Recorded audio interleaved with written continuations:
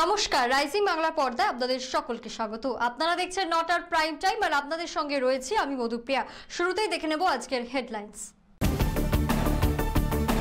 মমতা বন্দ্যোপাধ্যায়ের হাতে উদ্বোধন উডবান 2 এসএসকেএম এর নতুন যুগের সূচনা। দেখলে কেমন তুমি খেল চাঁদুরে, চাঁদুদাকে কটাক্ষ সুকান্ত ও শুভেন্দু। দুর্গাপুজোর আগে আগুনে ভস্মীভূত দোকান, কয়েক ঘন্টার জন্য বন্ধ ছিল ট্রেন চলাচল। 100 দিনের মজুরি ও আবাস যোজনার দাবিতে সরব মীনাক্ষী মুখার্জি। ভোটের আগে প্রতিশ্রুতি মিললেও উন্নয়ন শূন্য, জলবন্দি 5000 মানুষ। ওসিপি থেকে বিষাক্ত গ্যাস, শ্বাসকষ্টে কাহিল স্থানীয়রা। গুলি নাকি ধারালো অস্ত্রের কোপ, অজ্ঞাত পরিচয় দেহ ঘিরে আতঙ্ক। পরিত্যক্ত এলাকা থেকে বোমা উদ্ধার, তৃণমূল বিজেপি তরজা শুরু। পাঁশকুড়া ধর্ষণ কাণ্ডে অভিযুক্ত আদালতে, ফাঁসানো হয়েছে দাবি অভিযুক্তের। শুরুতেই যে গুরুত্বপূর্ণ খবরের দিকে চোখ রাখবো, এসএসকেএম এর চিকিৎসা পরিষেবায় নতুন যুগের সূচনা।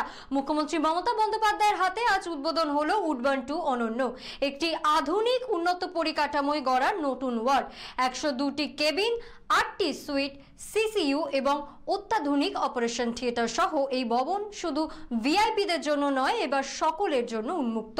সরকারি হাসপাতালে বেসরকারি ধাঁচের চিকিৎসা পরিষেবার সুযোগ, এই লক্ষ্যেই স্বাস্থ্য দপ্তরের এই নতুন পদক্ষেপ। এসএসকেএম হাসপাতালে যুক্ত হলো আরও একটি উডবান ওয়ার্ড। মঙ্গলবার মুখ্যমন্ত্রী মমতা বন্দ্যোপাধ্যায় আনুষ্ঠানিকভাবে উদ্বোধন করলেন উডবান 2 অনন্যা ভবনটি। অত্যাধুনিক এই ভবনে থাকছে 102টি কেবিন, 8টি সুইট এবং সিসিইউ ও অপারেশন ফ্যাসিলিটি। নির্মাণ খরচ প্রায় 66.63 কোটি টাকা। স্বাস্থ্য দপ্তরের মতে সরকারি হাসপাতালে বেসরকারি ধাঁচের পরিষেবা দেওয়ার লক্ষ্যে এই ভবনটি নির্মাণ। রোগীর চাহিদা অনুযায়ী অতিরিক্ত খরচে উন্নত পরিষেবা নিতে পারবেন। অতীতে উডবান ওয়ার্ড শুধুমাত্র ভিআইপি রোগীদের জন্য ছিল, তবে মুখ্যমন্ত্রীর উদ্যোগে এখন তা সকলের জন্য উন্মুক্ত। উল্লেখ্য, এসএসকেএম হাসপাতালে পূর্বতন ইতিহাস, প্রেসিডেন্সি জেনারেল হাসপাতাল থেকে শুরু করে বর্তমান আধুনিক রূপে রূপান্তরিত হয়েছে। নতুন উডবান 2 ভবন সেই ঐতিহ্যের আধুনিক সম্প্রসারণ। দেখলে কেমন তুমি খেল ও চাদুরে, মিঠুনের ছবির গান তুলে কটাক্ষ চন্দ্রনাথ সিনহাকে। চাকরি বিক্রির অভিযোগে উত্তপ্ত রাজ্য রাজনীতি। তৃণমূল বিধায়ক চন্দ্রনাথ সিনহাকে ঘিরে এবার সরাসরি আক্রমণে নামলেন সুকান্ত মজুমদার ও শুভেন্দু অধিকারী। ইডি এই মামলায় ইতিমধ্যেই বিশেষ আদালতে চার্জশিট জমা দিয়েছে। শুধু সুকান্তই নন, বিরোধী দলনেতা শুভেন্দু অধিকারীর অভিযোগ, চন্দ্রনাথ সিনহা শুধু চাকরি বেচেননি, কালেকশন করেছেন, এমনকি নিজের ও স্ত্রীর নামে নিয়েছেন আয়ের বাইরে বিপুল সম্পত্তি। ইস্যু ঘিরে রাজ্য রাজনীতিতে ফের উত্তেজনার পারদ চড়ছে। প্রাইমারি চাকরি দুর্নীতিতে তৃণমূল বিধায়ক চন্দ্রনাথ সিনহার বিরুদ্ধে কয়েক কোটি টাকা লেনদেনের অভিযোগ তুলে কটাক্ষ করলেন বালুরঘাটের সাংসদ ও কেন্দ্রীয় প্রতিমন্ত্রী সুকান্ত মজুমদার। মিঠুন চক্রবর্তীর অবিচার ছবির গান উদ্ধৃত করে তিনি বলেন, দেখলে কেমন তুমি খেল ও চাঁদুরে। মঙ্গলবার ইডি এই মামলায় বিশেষ আদালতে অভিযোগপত্র জমা দেয়। চন্দ্রনাথ সিনহার নাম তো আসবে, এটা অত্যন্ত স্বাভাবিক। তো আমরা জানি, কারণ তৃণমূল কংগ্রেসের বহু নেতা মন্ত্রী এই দুর্নীতির সাথে যুক্ত। তাদের মধ্যে অনেকেই প্রমাণের অভাবে ছাড়া পেয়ে গেছে, অনেকের নাম হয়তো আসেনি এখনো, ভবিষ্যতে হয়তো আসবে। তো চন্দ্রনাথ সিনহার নাম এসে গেছে। চন্দ্রনাথ সিনহাকে সবাই চাঁদু নামে চেনে, চাঁদুদা চাঁদুদা বলে। আমার ছোটবেলায় মিঠুন চক্রবর্তী সিনেমার গান শুনেছিলাম, ও চাঁদুরে দেখলে কেমন তুমি খেল। এবার চাঁদুরে কেমন তুমি খেল দেখবে, ও চাঁদু। পাশাপাশি বিরোধী দলনেতা শুভেন্দু অধিকারী দাবি করেন, চন্দ্রনাথ সিনহা চাকরি বেচেছেন, কালেকশন করেছেন এবং নিজের ও স্ত্রীর নামে অবৈধ সম্পত্তি গড়েছেন, যা তাদের আয় ছাড়িয়ে গেছে। এই ইস্যুতে রাজ্য রাজনীতিতে ফের উত্তেজনা ছড়িয়েছে। তদন্তে আরও নাম সামনে আসার আশঙ্কা রয়েছে। চন্দ্রনাথ সিনহার বিরুদ্ধে চার্জশিটেই তো লেখা আছে। কেন চার্জশিট? প্রথম কথা হচ্ছে চাকরি বেচেছেন, দ্বিতীয় কথা হচ্ছে কালেকশন করেছেন, তৃতীয় কথা হচ্ছে নিজের এবং স্ত্রীর নামে অবৈধ সম্পত্তি করেছেন। এদের প্রত্যেকের তো আয়ের থেকে বেশি সম্পত্তি। আপনি দেখছেন না, এর প্রত্যেকটা। এই রাজ্যের মুখ্যমন্ত্রী নিজে দুর্নীতিগ্রস্ত এবং তার যে পুরো র্যাকেট, তার পরিবারের লোক থেকে শুরু করে সকলেই আয়ের থেকে বেশি সম্পত্তি। দুর্গাপুজোর আগেই আগুনে ছাড়কার দোকানপাট, কয়েক ঘন্টার জন্য বন্ধ ছিল বজবজ শাখায় ট্রেন চলাচল। মঙ্গলবার সকালে শিয়ালদা দক্ষিণ শাখার সন্তোষপুর স্টেশনে আচমকা আগুন, মুহূর্তে গ্রাস করে আশেপাশের দোকান। পুজোর আগে মজুদ থাকা জিনিসপত্র সবই ভস্মীভূত। স্থানীয়দের অভিযোগ, দমকল পৌঁছতে সময় নেয় প্রায় 45 মিনিট। ততক্ষণে আগুন ছড়িয়ে পড়ে। যদিও প্রাণহানির খবর নেই, কিন্তু ক্ষয়ক্ষতি বিপুল। মঙ্গলবার সকাল 7টা নাগাদ শিয়ালদহ দক্ষিণ শাখার বজবজ লাইনের সন্তোষপুর স্টেশনের 1 নম্বর প্ল্যাটফর্মে হঠাৎই আগুন লাগে। মুহূর্তেই আগুন ছড়িয়ে পড়ে আশপাশের একাধিক দোকানে। সামনের দুর্গাপুজোকে ঘিরে মজুত করা সমস্ত জিনিস ভস্মীভূত হয়। অভিযোগ, প্রায় 45 মিনিট দেরিতে দমকল পৌঁছানোর ফলে আগুন দ্রুত ছড়ায়। যদিও হতাহতের খবর নেই, ক্ষয়ক্ষতি ব্যাপক। প্রাথমিকভাবে শর্ট সার্কিটকেই কারণ বলে মনে করা হচ্ছে। আপাতত বজবজ শাখায় ট্রেন চলাচল বন্ধ রাখা হয়েছে। ঘটনার তদন্ত শুরু করেছে রেল কর্তৃপক্ষ। 100 দিনের কাজের বকেয়া মজুরি ও আবাস যোজনায় ঘরের দাবিতে রাজপথে নামলেন বাম নেত্রী মীনাক্ষী মুখার্জি। পশ্চিম বর্ধমানের সালানপুরে ভিডিও অফিস ঘিরে গণ অবস্থান বিক্ষোভ করল সারা ভারত কৃষক সভা। তুলে ধরা হয় 13 দফা দাবি। মুখ্য দাবিগুলির মধ্যে রয়েছে বকেয়া মজুরি প্রদান, গ্রামীণ রাস্তাঘাট সংস্কার ও গরিব পরিবারকে ঘর দেওয়ার দাবি। বর্ধমানের আসানসোলের সালানপুরে সারা ভারত কৃষক সভা ব্লক কমিটির পক্ষ থেকে মঙ্গলবার বিডিও দপ্তরে গণ অবস্থান বিক্ষোভ হয়। সংগঠনের পক্ষ থেকে 13 দফা দাবি তুলে ধরে স্মারকলিপি জমা দেওয়া হয়। মূল দাবিগুলির মধ্যে রয়েছে 100 দিনের কাজ অবিলম্বে চালু ও বকেয়া মজুরি প্রদান, চৌরঙ্গি মোড় থেকে আপার কেশিয়া বাস স্ট্যান্ড পর্যন্ত বেহাল রাস্তা সহ গ্রামীণ রাস্তাগুলির দ্রুত মেরামত, সকল গরিব পরিবারকে আবাস যোজনার ঘর এবং প্রকৃত কৃষকদের সরকারি সাহায্য নিশ্চিত করা। এই কর্মসূচিতে উপস্থিত ছিলেন বাম নেত্রী মীনাক্ষী মুখার্জি সহ বহু কর্মী সমর্থক। আজকে বিভিন্ন বিষয় নিয়ে ডেপুটেশন ছিল, যেমন 100 দিনের কাজ নিয়েও ছিল, আর কিছু রাস্তা ড্যামেজ আছে যেগুলো আমরা প্রিপেয়ারিংয়ের চেষ্টা অলরেডি করছি, শুরু হয়ে গেছে অনেক জায়গায়, সেইগুলো নিয়ে ছিল। তাছাড়াও ছিল SC/ST সার্টিফিকেট, ওবিসি সার্টিফিকেট নিয়ে কিছু ওনাদের কনসার্ন ছিল, সেগুলো বলেছেন। তাছাড়াও যে আমাদের বিভিন্ন পেনশন হয় যেগুলো শীঘ্রই চালু হবে, সেইগুলো নিয়ে ওনারা ডেপুটেশন দিয়েছেন।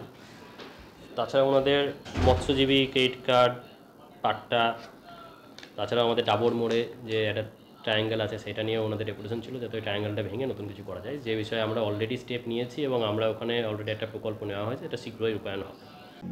100 দিনের কাজ, রাস্তার জল, আর রাস্তা তো ছেড়েই দাও। এখন বলতে হিমামালিনীর গান, এখন বলছে গর্তের রাস্তা না, রাস্তায় গর্ত খুঁজে পাবো। পুলিশ কি খুঁজে পায়? পুলিশ কি খুঁজে পায়? যত গর্ত পুলিশের তত লাভ। যে শুরু করবে সে গাড়ি ধরবে আর পয়সা। আমাদের এই টাকা আমাদেরকে দেখিয়ে, আমাদের এই সামনে রাজা ঝুলিয়ে আমাদেরই কাজ করছে না। জিজ্ঞেস করতে হবে না ভিডিওকে যে 6 মাস 8 মাস আগে বাড়ি বাড়ি গিয়ে তুমি ঘরের লিস্ট বানানো কি না? ফিরে আবাস যোজনার লিস্ট, তার নাম এসছে, তার নাম থাকবে, তার নাম কাটা যাবে, বললো না যে ফিরে লিস্ট হচ্ছে। ছবি এলাকায় ফটোগ্রাফার, পুলিশ, বিডিও, পঞ্চায়েতের অফিসার সবাই মিলে গেছিল তো পাড়াতে ঘর বানতে লিস্ট করে। আমরা চেয়ার যাই, চেয়ারে তো এমনি বসনি, চাকরি পেয়েছো বলে তো চেয়ারে বসেছো। নইলে আমাদের ওই দিদিটাকে বসতে দাও চেয়ারে। দেখো তুমি যত লেখাপড়া করে এসছো, যে কাজ করতে পারছো না, তৃণমূলের কাছে মাথাটা ওদের পায়ে নামিয়ে দিয়েছো, আমাদের ওই দিদিকে বসিয়ে দাও, 1 ঘন্টা দেখো তোমাদের থেকে ভালো করে কাজ করবে। গোটা রাজ্য জুড়েই কৃষক সভা, ক্ষেত মজুর, শ্রমিক, বস্তি সমস্ত বামপন্থী গণসংগঠনগুলোর উদ্যোগেই মানুষের প্রত্যেক দিনের জীবন যন্ত্রণা দাবিগুলোকে নিয়েই বিভিন্ন প্রশাসনিক দপ্তরে ডেপুটেশন হচ্ছে। সরকার আমার পাড়া আমার সমাধানে পার বুথে 10 লক্ষ টাকা খরচা করেছে। এর আগে দুয়ারে সরকার ছিল, এক ডাকে অভিষেক আছে, দিদিকে বলো আছে। তবুও প্রত্যেক দিন মানুষের সরকারি জিনিসপত্র পাওয়ার এবং সরকারি প্রকল্পের যা সুবিধা আছে সেই সুবিধা পাওয়ার ক্ষেত্রে কিছু মানুষের ব্যাপক দুর্ভোগ যন্ত্রণা আছে, এবং সেই কিছু মানুষটা হচ্ছে বড় সংখ্যায় গরিব মানুষ। ফলত গোটা জেলা জুড়ে এবং গোটা রাজ্য জুড়ে আমাদের এই আন্দোলন চলছে। ভোটের আগে প্রতিশ্রুতি মিললেও উন্নয়ন শূন্য গ্রাম, জলবন্দি 5000-এরও বেশি মানুষ। জলপাইগুড়ির মালবাজারের চাপাডাঙ্গা গ্রাম পঞ্চায়েতে টানা জল জমে রয়েছে 2 বুথে। অচল হয়ে পড়েছে হাসপাতাল, স্কুল, কলেজের রাস্তা। ঘরে ঢুকছে জল, বিপজ্জনক হয়ে উঠেছে বৈদ্যুতিক সংযোগও। 14 বছর ধরে একই দুর্ভোগ, এই অভিযোগ স্থানীয়দের। প্রশাসনের দেখা নেই আর রাজনৈতিক দলগুলোর পাল্টাপাল্টি দোষারোপে ক্ষুব্ধ সাধারণ মানুষ। জলপাইগুড়ির মালবাজার মহকুমার ক্রান্তি ব্লকের চাপাডাঙ্গা গ্রাম পঞ্চায়েত 9 জন তৃণমূল পঞ্চায়েত সদস্য ও 4 জন বিজেপি পঞ্চায়েত সদস্য নিয়ে গঠিত। এই পঞ্চায়েতের 2 বুথে প্রায় 5,000 মানুষ টানা কয়েকদিন ধরে জলবন্দী। হাসপাতাল, স্কুল, কলেজ যাওয়ার একমাত্র রাস্তাও জলের তলায়। ঘরে ঘরে ঢুকে পড়েছে জল, নষ্ট হয়েছে যাবতীয় জিনিসপত্র, ভয়াবহ অবস্থায় রয়েছে বৈদ্যুতিক তারও। বাসিন্দাদের অভিযোগ, বিগত 14 বছর ধরে এভাবেই দুর্ভোগ সহ্য করতে হচ্ছে। 7 দিন আগে সামান্য প্লাস্টিক ও শুকনো খাবার দেওয়া হলেও তা প্রয়োজনের তুলনায় অপ্রতুল। এমন পরিস্থিতিতে পঞ্চায়েত প্রধান বা উপপ্রধানকে এলাকায় দেখা যায়নি। বিজেপি সদস্যদের অভিযোগ, তৃণমূল কংগ্রেস তাদের কাজ করতে দেয় না। অন্যদিকে বাসিন্দাদের ক্ষোভ, ভোটের আগে প্রতিশ্রুতি মিললেও বাস্তবে কোনো উন্নয়ন হয়নি। আমাদের এখানে 14-15 বছর থেকে যন্ত্রণা এভাবেই চলছে, এইভাবে একে ধার চলছে। হ্যাঁ, ওইদিকে 6 মাস চলবো, আবার ওইদিকে কিছু টান দিবে, তখন একটু বড় ধান করি। হ্যাঁ, জায়গা জায়গা করে, হ্যাঁ, চাষিরা। হ্যাঁ, তাই এছাড়াও তো বড় ধান কাটলে আর কোনো আবাদ করতে। জল যে বাড়িতে লাগছে এটা জানে প্রধান পঞ্চায়েত? হ্যাঁ, এগুলো তো দেখতেইছে, কোনো রকম কাজ করছে না। তারা বলতেছে আমার সেটা কি করব, তারাও চিন্তা ধারা করে আসে, এইভাবে আমাদের সার্টিফিকেট দিচ্ছে। চাপাডাঙ্গা অঞ্চলে বাসুবা গ্রাম, কেরানিপাড়া, পুরো জল। কোনো সরকারও তো ক্যান নিচ্ছে না, আমাদের পঞ্চায়েত প্রধান আছে ক্যান নিচ্ছে না। আমরা ধান আবাদ করতে পারতেছি না, শখে 100 বিঘা জমি পড়ে আছে। বাড়িতে সবার বাড়িতে অনেক জল, থাকা অসুবিধা, অনেক জল, গরু বছর থাকতে পারে না, বান ছাড়া মানুষ তো চলতে পারে না। 12-1300 ফ্যামিলি আছে, 8-10 ফ্যামিলি, 12-1300 ফ্যামিলি আছে। লোক পাচ্ছি প্রায় 500 হয়েছে। কিন্তু এগুলো নিয়ে কি আমাদের মেন সমস্যা তিস্তা এডুকেশন বাদ যে 2-3 স্পট আছে, কয়েকটা স্পট 3টে স্পট যদি 100 কিলোমিটার করে বেড়ে দেয়, তিস্তা যদি সংস্কার করে, তবেই আমাদের নদী ওদিকে গেলে আমরা।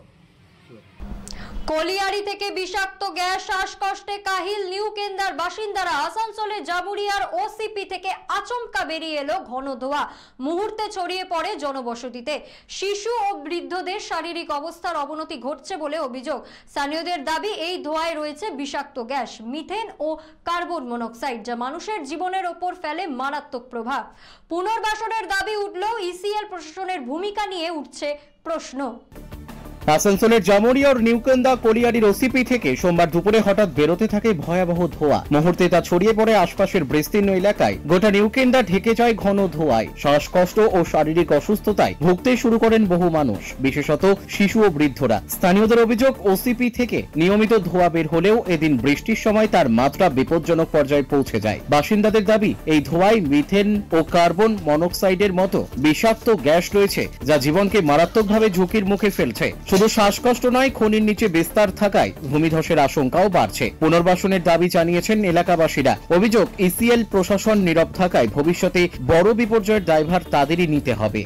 এটা এখানে মাইন্স চলছে, সিএলওটি কাজ চলে, ইসিএল মাইন্স আছে এখানে। যখনই জল পড়ে না, তখন এটা আগুন ফেস, গোটাটাই আগুন জ্বলে আছে এখানে। আগুনটা জ্বলে এত গ্যাস বেরোয়, মিথেন গ্যাস বলো, কার্বন মনোক্সাইড, এটা আমাদের জন্য খুব খারাপ বলা যায়।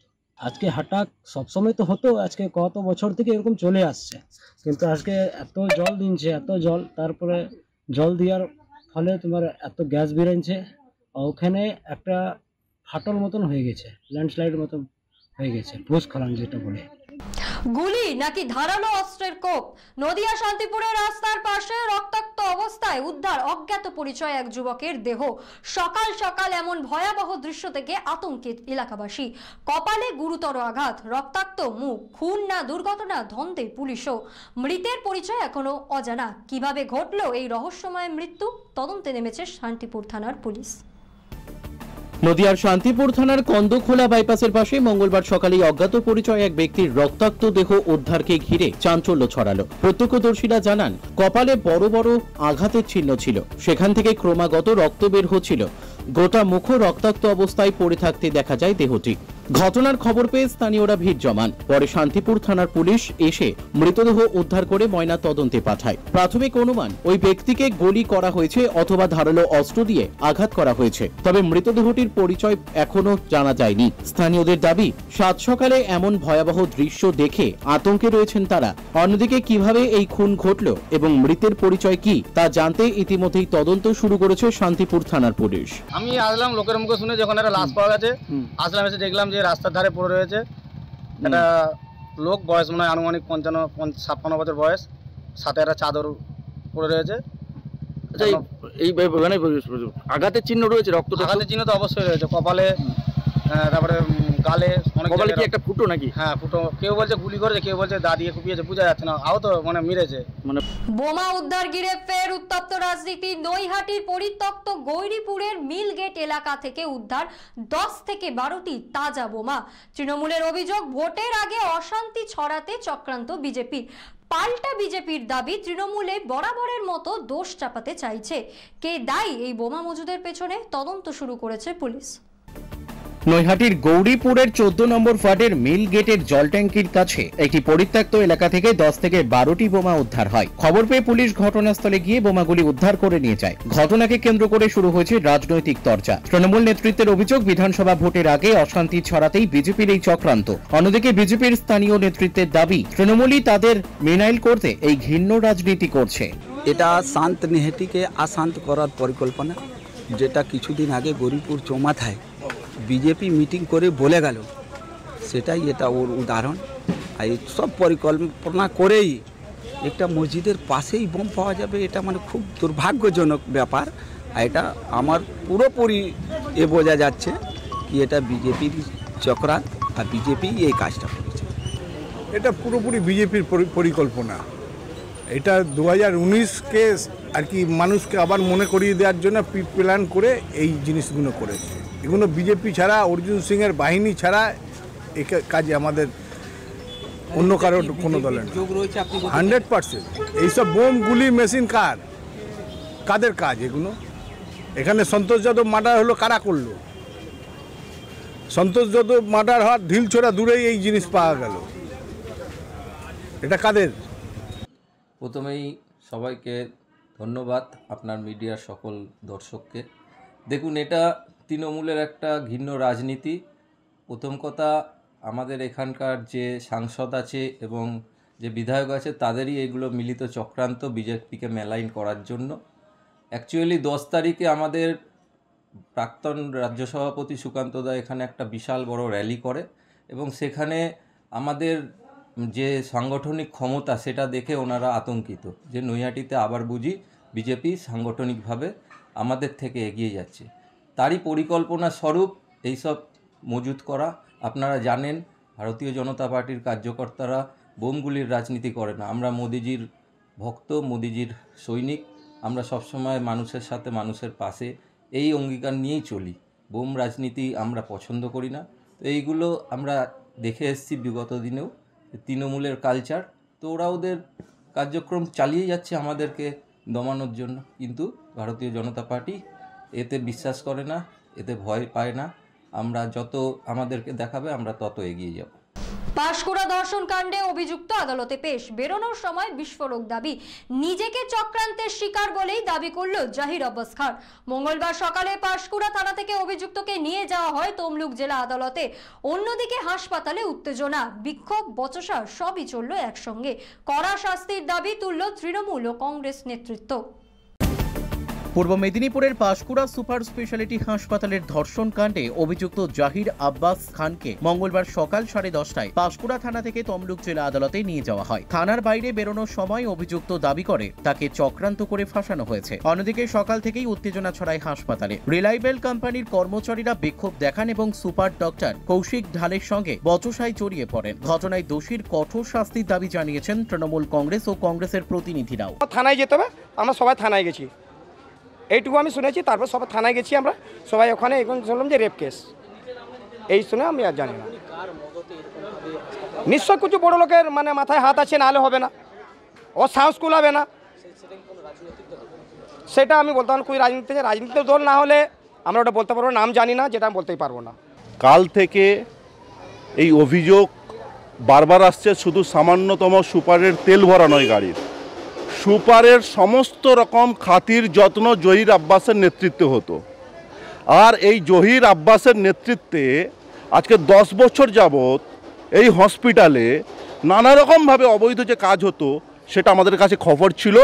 তার জন্য আমরা আজ থেকে ঠিক 10 দিন আগে ভারতীয় জনতা পার্টির পক্ষ থেকে আমরা ডেপুটেশনও দিয়েছিলাম এবং আমাদেরকে তখন হসপিটাল কর্তৃপক্ষ বলেছিল যে আমরা সমস্ত রকম সমস্যার সমাধান করব।